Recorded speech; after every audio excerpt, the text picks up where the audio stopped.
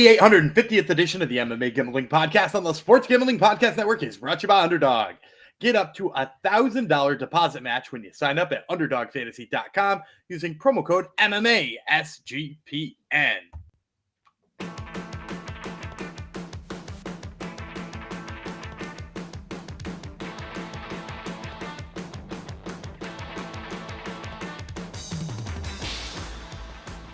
Howdy ho, Degenerinos. Welcome to episode 850 of the MMA Gambling Podcast on the Sports Gambling Podcast Network, dedicated to, I'm scrolling, who was I going to call it? I can't remember who I was going to dedicate it to.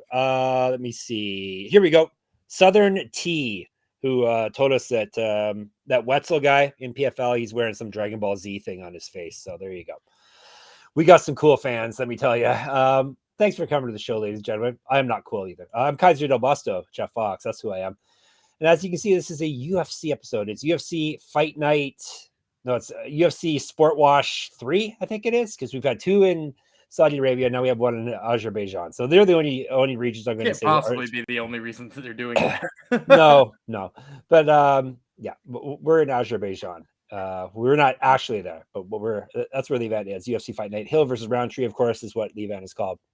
We're covering the prelims today. He's got not quite a few, but a few of who dat on this here card. So people okay, who did you not know who was on this card? I know these people. I just have to remind myself. Okay, who is this person? I don't think we have anybody debuting, do we? Except for we haven't seen some people. We don't see these people very often. So as you're saying off air, they're sticking a lot of the Russian fighters on here that we don't see too often on this year. See a little less frequently. That's That'll be Daniel Gubby-Vreeland, ladies and gentlemen. He's the other half of this year podcast, and we should give him his props or his flowers, as the kids like to say. He did beat me last week at UFC Atlanta. He went 8-4. He lost $94. I went 7-5. I lost $200. So I'm still ahead. That's on blindly betting $100 on money line. So remember, maybe not the best strategy. Even though we tell you have to do that, you probably shouldn't really do that. Correct. It's always a good disclaimer to have at the top of the show. I am up $600 though doing that this year. So who's to say? Gummy's down 1,000. So there's still time though to catch up. Gummy hit his dog, Phil Rowe. I hit my prop, Phil Rowe, inside the distance, plus 300. So they're the highlights from UFC Atlanta, pretty much for us, betting wise.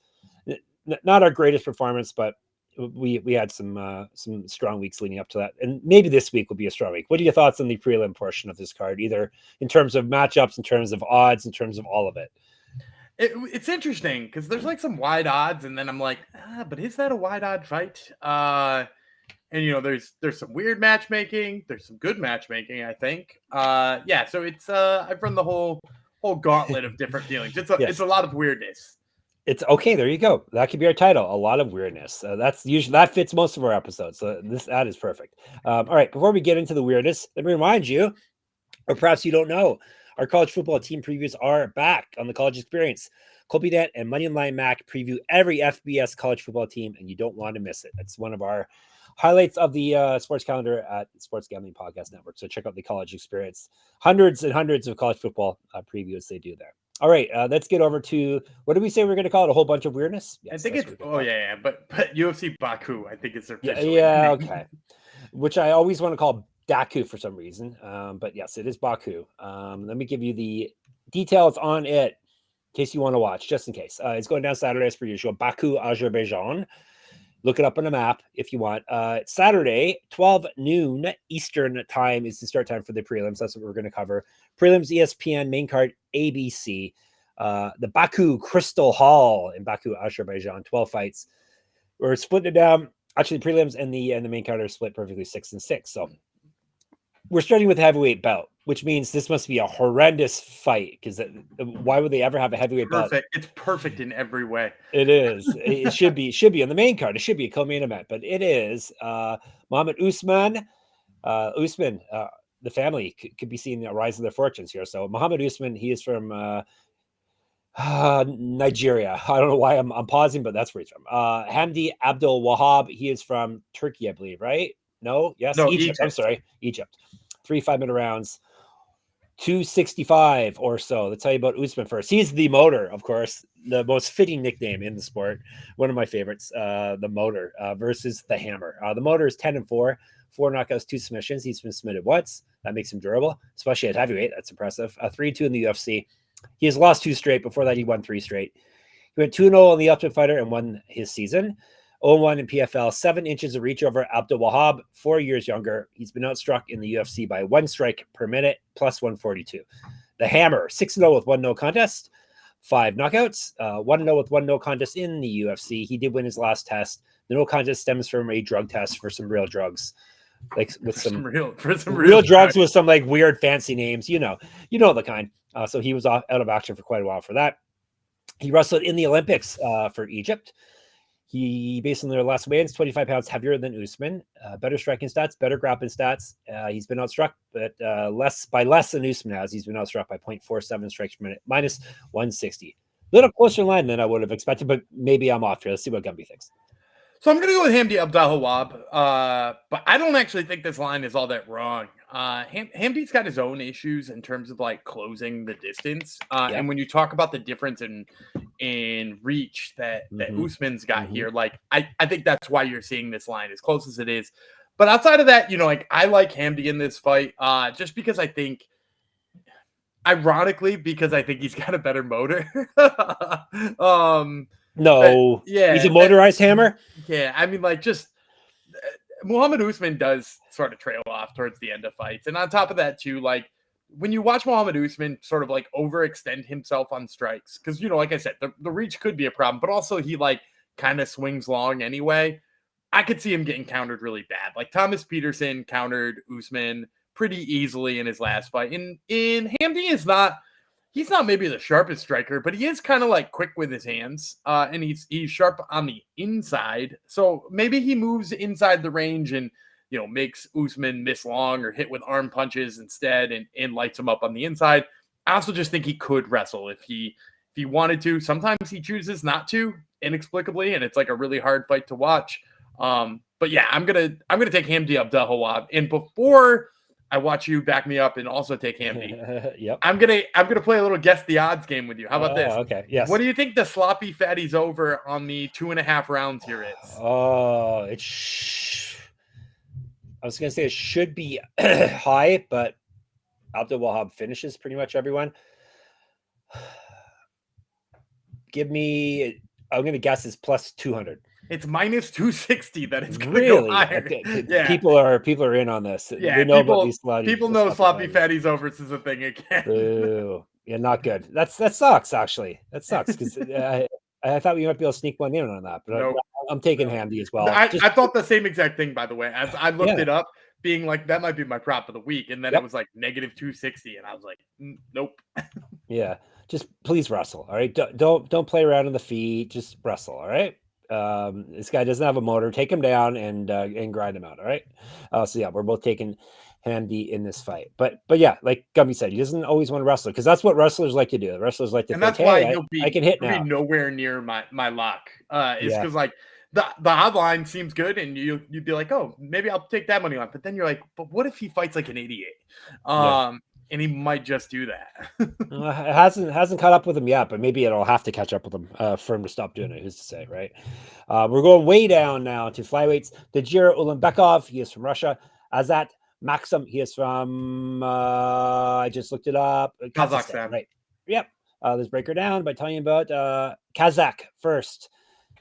15-1, 4 knockouts, 5 submissions, never been finished in a fight. 1-1 in the UFC. He did lose his last bout. That was back in February 2024. He is a regional champ, or used to be a regional champ. Used to fight up at 135. 4 years younger than Ulanbekov. Been outstruck in the UFC by 2.43 strikes per minute, plus 330. Ulanbekov, 15-2, 1 knockout, 8 submissions, never been finished in a fight.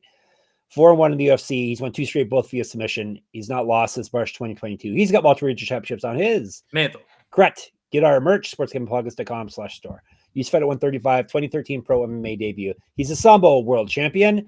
He's been outstruck, but just barely by 0.07 strikes per minute in the UFC. He's got better striking and active striking stats than Maksum, better grappling stats as well, minus 380. Give me Ulanbekov. Striking's not even his thing, but he's a way better striker than Maksum in this bout. But he also, like I said, striking's not even his thing. He's more of a grappler type of guy. So I think he's gonna be better everywhere. Ulanbekov's a pick. He's not a better striker under any. You don't think so? No, I mean, like his striking numbers are better, but like, yeah, one of them fought Charles Johnson, and Tyson Nam, who are like, what are they? Just exclusively strikers, and that's the only stats we have on. One of them got to fight like what Cody Durden. Like, how dare you? Of course, his numbers look better. Yeah, I'm gonna actually go with an underdog here. I'm gonna take Azat Maksum. A big one too. I think we're underrating him because of that loss to Charles Johnson or Charles Johnson. Charles Johnson, right? Yeah. Yeah. It's aged well. Definitely aged well. Marlins catcher for a second there, Charles Johnson. I don't think he would lose to him, but who's to say? No, I'm sure there's a big size gap, but yeah, the Charles Johnson fight, and actually go back and watch it. He blasted Charles Johnson in the first round. He drops him with a counter, and then he's on top in a Darce choke for a good while. He doesn't finish it, but he's damn close to Darce choking him in the first. He basically had 2 finishes on Charles Johnson, and then as Charles Johnson does, he survives and has amazing cardio and wins the late rounds. Like, I mean, he beat Josh Van that way shortly thereafter, right? By surviving the onslaught in the first round and getting to him in the second.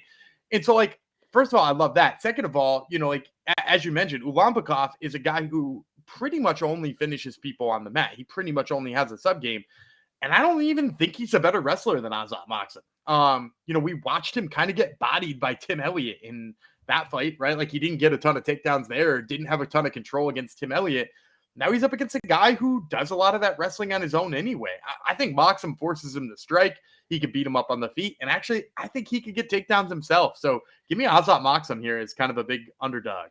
Okay, cool. Well, he's definitely had the resume. Even that loss is not a bad loss at all. No. So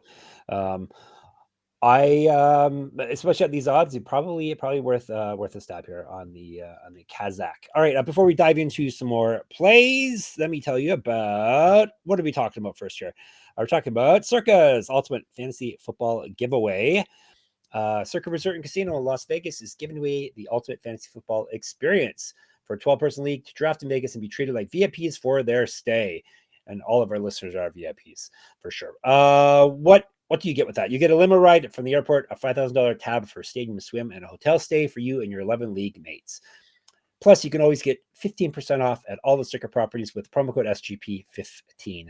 Enter the Ultimate Fantasy Football Contest for free at sportsgamblingpodcast.com/circa, at sportsgamblingpodcast.com/CIRCA. And we're brought to you by mybookie.ag. MyBookie is your place to bet on every sport, including the NBA Finals. It says Stanley Cup, but sadly, that is over.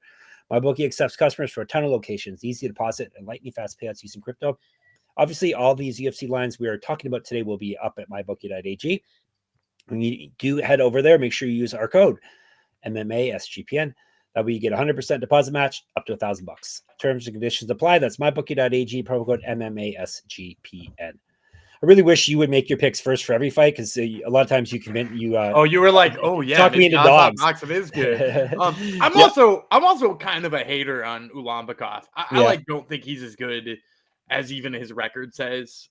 He's like eked out some wins that are kind of questionable, and that Tim Elliott loss really like looms heavy for me in that fight. Yep. True. All right, we're going to some female fighters here.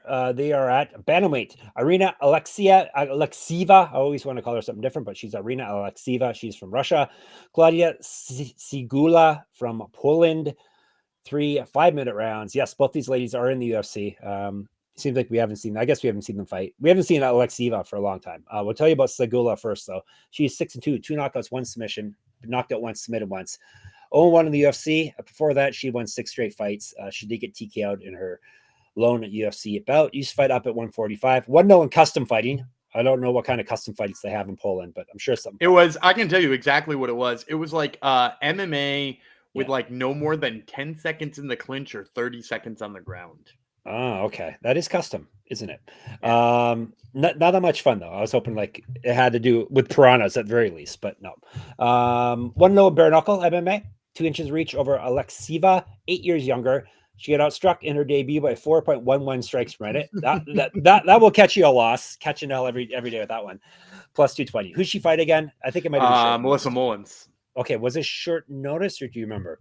Maybe not. I think so. Yeah, Mullins is not that bad of a striker, really. Alekseeva, Russian Ronda with no H. 5-2, 1 knockout, 2 submissions. Never been finished in a fight. 1-1 in the UFC, 2-2 over her last 4. She's gone loss, win, win, loss. She's not fought since October 2023. Do you remember what's going on with her? I don't, but I remember that loss was to Melissa Mullins. I'm pretty sure. True. There's a lot of Melissa Mullins, and we're going to talk about her next as well. A lot of Melissa Mullins on this year card. So she hasn't fought in a year, almost 2 years. She hasn't won since April 2023. She has missed weight. I think 2 fights ago she missed weight. 1-0 in Bellator. Used to fight at 125 and 145. Based off of their very small sample sizes, better striker, twice more active landing strikes than Syguła, and better grappling stats. She's actually outstruck her opponents in the UFC by 0.29 strikes per minute, minus 260. We going big dog again, or are we going with no? I can't get behind Syguła. No, I can't either. Yeah, she's just not UFC level in my opinion. Like, no. Even go to the fight that she won prior to the getting into the UFC. Like I went back and I watched her last regional fight because that fight with Mullins doesn't tell us much, right? Like Mullins just lit her up. But then like I was watching the fight before that, and like she just carries. And those of you who are on YouTube get the pleasure of seeing me do this. Okay, let me watch. In camera form. Right, she carries her hands here when she's striking, like she's worried that they're gonna punch her in the chest. Yeah. And like then just like straights right down the chimney, hit her in the nose, and she's like surprised that that's happening. Maybe you think something's gonna explode if she gets hit in the chest. You never know, right? No, I'm not saying she has anything there. I'm just saying maybe that's what she's worried about. So whatever. There's a bomb strapped to her chest. Whatever the reason might be, she just doesn't protect. She doesn't protect her face, and she's also like. Look, she's terrible on the ground. We saw that with Mullins getting the ground and pound finish. Alekseeva, she wasn't able to handle Mullins, but like she has been pretty good in the past at getting takedowns and beating people up on the ground, and like she's adequate in those places. And her punches are way faster than Syguła. So I'm gonna go with Alekseeva here. Yeah, me too. As I was into, Syguła's resume is pretty yikes. She fought some yikesy fighters in her lead up to the UFC as well. So Russian Ronda it is. Hopefully she does not have too much ring rust heading into this. All right, we're sticking with women's bantamweight. Dariya, never remember how to say her name. Zheleznyakova. She is from Russia. Melissa Mullins from England. England. We have talked about her a bunch of times already. Now we're actually going to break down one of her fights. After I tell you about Zheleznyakova, she's the Iron Lady. We already have one of those, don't we? Marina Moroz. And Jermaine Durandamy. Right, yeah. This Iron Lady is 9-2 with 5 knockouts. But knocked out once, submitted once, so finishing both of her losses. 1-1 in the UFC. 2-2 over her last 4. Loss, win, loss for her. Just like her fellow Russian fighter, Alekseeva, got submitted in her last bout. She had lost to Mullins before November 2022. This is a rematch. Regional champion, 2 inches taller than Mullins, 5 years younger. She's outstruck her opponents in the UFC by 1.59 strikes per minute, plus 225. No mess, Melissa Mullins. Was she on your Top Turtle show before? No. Okay. I thought I had remembered her. I misremembered. 7-1 with 4 knockouts. She's been knocked out once, 2-1 in the UFC, TKO win in her last bout. Regional champ. She's missed weight twice at 135, so keep an eye on that. Used to fight at 145. More active landing strikes than Zheleznyakova. Better grappling stats than her as well. She's outstruck her opponents by 0.17 strikes per minute, minus 260. Obviously, it's a rematch. I'm going with the person who won the first bout, Mullins. She's also looked better in the UFC, I guess you could say. She's beat up some people we just talked about, which I guess some really bad fighters, really bad people. She's already beaten the Iron Lady before. I was thinking about taking Zheleznyakova, and then like, oh yeah, this is a rematch, and she's already lost to her. So did you watch the first one? I didn't watch the first one. No. I'd suggest anybody who's thinking about putting money on Mullins go watch the first one. Oh, so I don't think made she a mistake, looked very, did I? I'm gonna go with Zheleznyakova. I think there's a reason they booked this rematch too, right? Yeah. Because Yep. you got Go. some Sorry. loud music playing over there, man. You all right? I'm fine. All right, cool. Zheleznyakova in that fight, she was the aggressor early on. She landed all the bombs early on. She entered into the clinch that she was looking for the takedown to put Mullins away in that fight. What wound up happening is she wound up with like kind of a bad grappling position by faulting in the clinch that she entered into and didn't get back up. They both exited the fight, 4 minutes and 58 seconds. I think it was like 2 seconds left in round 1. Bloody as hell, beat up. But like, I think Zheleznyakova showed more skill. I think she also just showed like one slip up, and then like Mullins took advantage of it. But I think the striking looks better for Zheleznyakova. She's got good wrestling. I think as long as she doesn't make a mistake and wind up on bottom in any of this fight, I think she's the better fighter. And to get her at dog price too, I think that's a bonus. I shouldn't question myself because I always end up good in the end, but I'm like, oh no, maybe I should have dove into more of these fights. But no, I got to trust my process, Dan. It's been working for me. I'm going to lack thereof. or yeah, exactly. No, she hit hard. She don't hit hard. You know, stuff yeah. like that. She good. She fall down. Good. She not good. Yeah. He not good. He fat. All right. Before we dive into the last two fights, let me tell you about. Actually, this is important. It's time for Gumpy's bonus underdog pick and play. Underdog is going long for the NBA Finals with their extender bonus, hopping game one, and the longer the series goes, the bigger bonus gets. That ad read should probably be changed by this point. NBA Finals is almost over. Anyhow, Gumpy's going to give you a winner right now. Yeah, I'm going to go with, we'll stick with UFC Baku. I like Azat Maksum's higher than on his significant strikes. They've got it listed at only 34.5 for a flyweight fight. And while that fight might mix in some grappling, which usually stymies the significant strike numbers, I do think Azat Maksum can come out with more than 34.5. So give me the higher than on his significant strikes. All right. Now take that and take my code MMASGPN to claim your special pick and first time deposit offer up to $1,000 in bonus credits. Underdogfantasy.com, promo code MMASGPN. And you have heard us talk about Rhythm before, and they just dropped a game-changing feature called Power Trends. These are AI-detected patterns where Rhythm's model has consistently won and has a high ROI. For example, a strikeout prop that wins 59% of the time when the line and win probability hit a certain range. Power Trends are updated daily and exclusive to Rhythm. No touts, no noise, just clean data-backed bets. Download the Rhythm app, check out Power Trends, and start betting smarter. You know we will be. Have you stumbled across any other pitcher? It's usually pitcher props. Well, I want to toot my horn on the one that we talked about the other day, because we were talking about Rhythm giving us the power trend of Michael Soroka's higher than on his strikeouts. And, the books had him listed at 5.5. If you had listened to me and Rhythm and gone with the higher than or the over on that projection right there, he hit 6 in the first 3 innings in his last outing. So hit the over, 3 innings, no sweat, all thanks to Rhythm. 6 out of 9 outs for strikeouts. Impressive. Yeah. So you're also tooting Rhythm's horn there. So yeah, check it all out. You can check it out for free with the 7-day free trial by going to sportsgamblingpodcast.com/rhythm. All right, 2 fights left on the prelims. We're going way up and over on to the men's side. This is a 185 belt. That would be middleweight last time I checked. Ismail Naurdiev. He is from Morocco. He is fighting. Who is he fighting again? That's wild. He fights out of Morocco now. Isn't he the Austrian Wonder Boy? Oh, that's right. He is. He's fighting. He's fighting Jun Young Park, who is from South Korea. His nickname's not listed as that anymore. He must have changed his nickname. He was born in Russia. He's fighting out of Rabat, Morocco. But yes, he was born in Russia, and then he was the Austrian guy. You're right, and now he's Moroccan apparently. So no nickname for him. No, he's still the Austrian Wonder Boy actually on Wikipedia. So we'll tell you about him first. Naurdiev, 24-7, 12 knockouts, 6 submissions. He's been knocked out twice, submitted twice. 3-2 in the UFC over 2 stints. He has won 2 straight fights though. Before that, he lost 2 straight. Before that, he won 2 straight. So 2-0, 2-2, 4-2, 7-5. Kind of all over the map here. He's fed at 170, 175, regional champion, 2012 pro MMA debut, an inch of reach over Park, 5 years younger, better striking stats than Park. He's outstruck his opponents for 1.89 strikes per minute in the UFC. He's at plus 160. The Iron Turtle, 18-6, 5 knockouts, 6 submissions. He's been knocked out once, submitted twice, 8-3 in the UFC, 5-1 over his last 6, 8-2 over his last 10. He did win his last bout. He's a regional champ. He's fed at 170, 176, 2013 pro MMA debut. More active landing strikes than Naurdiev, better grappling stats than Naurdiev. He's outstruck his opponents by 1.35 strikes per minute. He's at minus 180. It's Gummy's turn. Yeah, I'm going with the Iron Turtle. We're Iron Turtle people here. We are at MMA Gambling Podcast. The bottom line for me here, Naurdiev, 2 big issues. Number 1, you go back to his first stint in the UFC.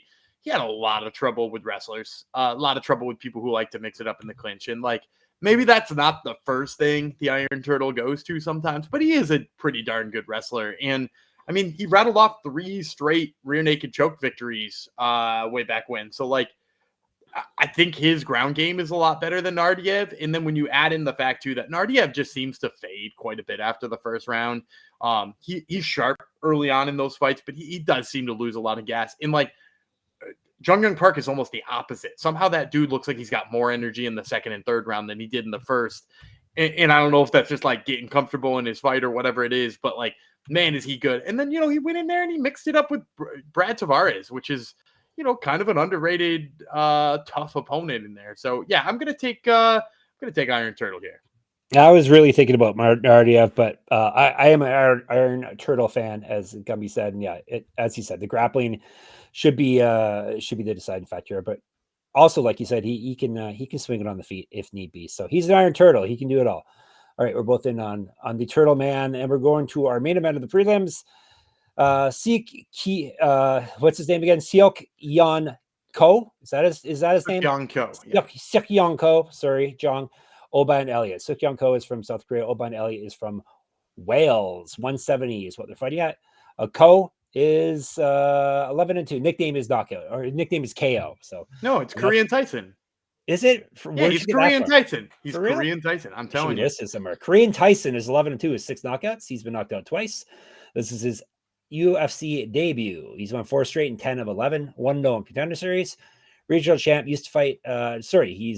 Has last lost in December 2021. Used to fight at 165 and 185. He outstruck his opponent Contender Series by 0.27 strikes per minute. He's at plus 390. The Welsh gangster, Oban Elliott, 12-2, 3 knockouts, 3 submissions. He's been knocked out twice. 3-0 in the UFC. He's won 8 straight and 9 of 11. TKO win in his last bout. Is not lost since December 2021. He went 1-0 in Contender Series as well. He's fought at 155 and 185. 2 inches height, an inch reach over. Ko, 4 years younger, better striking stats, more active landing strikes, and better grappling stats. All that's very small sample size for Ko, though. He's outstruck his opponents by 2.01 strikes per minute, minus 480. Give me Elliott. I don't like the line this wide on him. He's way better experience, way better resume. Is it? He fought Val Woodburn. Yeah, at least he fought in the UFC though. So I don't know that makes it better. I have more faith in him, but I don't have faith in him at this number though. So give me Oban Elliott. I have a feeling Gummy's going with another big dog here. I'm gonna go Ko. Ko. I think the big thing for me with him is that so Oban Elliott, he can knock people out. I mean, he knocked out Basil Hafez. That's another opponent he's fought, right? Basil Hafez and Val Woodburn is who you're talking about being better competition, by the way. It probably is, though, to be fair. I'm not sure that it is. Then the South Korean regional scene. I mean, he fought Igor Cavalcante on Contender Series. That might be a better fight than both of those two right there. If I'm being honest, you get Cavalcante back on Contender Series, he'll win and get a contract. But the bottom line is that what Oban Elliott does that's kind of tricky and makes him hard is to beat is that he throws hooks and beats people up, but also you constantly have to be worried that he might possibly take you down or work you into the clinch and wear you down there, right? He did that with Val Woodburn, actually wound up in a whole bunch of scrambles and not even great positions all the time. But the Gardner, Val Woodburn. Yeah. Or is it Gardner? Yeah, he's a gardener. That's what it was. Or he was a landscaping company. Yeah. But Sung Kyo is so good, first of all, on the feet. He's got big power, tight hooks. I don't really love his defense all the time, but he's got nice power. And then in the Contender Series, he went in there and he took down the Brazilian 2 or 3 times in that fight. And I'm he's kind of got wrestling too. So I think if that wrestling just holds up a little bit on the defensive side and he can force Oban Elliott to throw on the feet with him, I mean, he's got 6 knockouts and Oban Elliott's tough, but he's also he's been tough against Val Woodburn and Basil Hafez. Does he maybe overestimate his own toughness? He's been knocked out twice. I could see Ko finding his chin again. So, especially at damn near 4-1, I think Ko's got a way better shot than that. Yeah, you sneakily hate on British fighters, by the way. You're always going against the Irish and the Welsh and the. Oh, that's not true, is it? Yes, it is. Do I have a natural hatred for the Brits? I think so. Maybe not a hatred, but I see you fade them quite often. But a lot of times they are overhyped. It's true. So a lot of times, Tom Aspinall. Yeah, that's true. I picked Patty. Who doesn't like him? Is he ever going to fight again? No, that's not even. He said he's getting ready for Jailton and Almeida. So okay, good. I am proud of us. We have not mentioned that other person's name on the show, and we're doing pretty good at that. Every other show, that's all we talk about. But no, there's no reason to talk about that guy. He wants us to talk about him. All right, let's recap, and then we'll get out of here before we talk about him. He's got Ko. I have Elliott. We both have Park. I have Mullins. He has Zheleznyakova. See, Mullins, British, another one. You're out on. Alekseeva, we're both in on. I have Ulanbekov. He has Maksum. We both have Abdelwahab. All right, you're set. We're in the Discord at sportsgamblingpodcast.com/Discord. We're on the old Twitter, SGPN MMA. He's at Gamble Responsibly, and I'm at Jeff Fox Writer there and on Instagram. Of course, we're on YouTube, MMA Gambling Podcast on YouTube. Subscribe to that. Get into my Substack. Free subscription will get you a entry into my free UFC Pick'em contest every week. Money MMA. Substack.com. I just saw Gumby's other podcast, Top Turtle MMA, showed up in my feed. Tell the people who is on your show this week. We're talking to a pair of guys who are going to be on Contender Series. We got Elijah Ellison, the Snack Panther, talking about his nickname and hanging out with Chase Hooper. And then we talked to Alec Lorenz, who's a MMA lab guy. So check it out. And of course, sportsgamblingpodcast.com, sportsgamblingpodcast.com/store for your merch needs, sportsgamblingpodcast.com/Patreon. Back tomorrow to wrap up this year's show. The Canadian Gangster, Jeff Fox, the Iron Lady, Gumby Vreeland. We'll talk to you tomorrow.